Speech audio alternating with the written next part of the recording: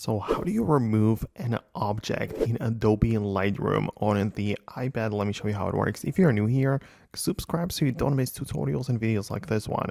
So this feature hasn't been here for like a very long time, but if you do not have it, just go to the App Store and make sure you update your Lightroom app to get the latest version of the app to be available. But basically, once you get inside the Lightroom app, you'll see that in the top right, once you have the image imported, we have like the presets, we have the editing mode, which is the usual one, and then the crop, but also there is the eraser icon, right? So there is something which you can do. I mean, I've heard some mixed reviews on that feature, but you can technically tap on remove or, use the healing tool or cloning tool, right? Because if you go to the remove, it will just detect objects and use generative AI to replace them. You can try to do it, right? And that could technically work, but I believe that the healing tool is much better because it just lets you specifically select the parts of the image which you want to remove, and it will just get the job done. It will remove it, right? And that is how you can basically replace it.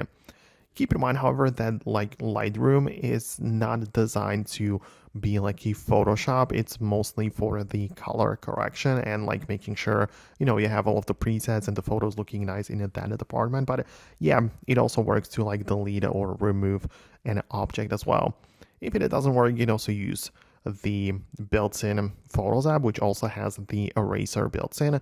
Then there is also the Snapseed photo editor, which also has the healing tool, which can remove objects. So yeah, it depends on what you need, but this is basically how it could work. So let me know in the comments below if you managed to find it, first of all, and what exactly you think about it, because some people didn't really like the feature that much.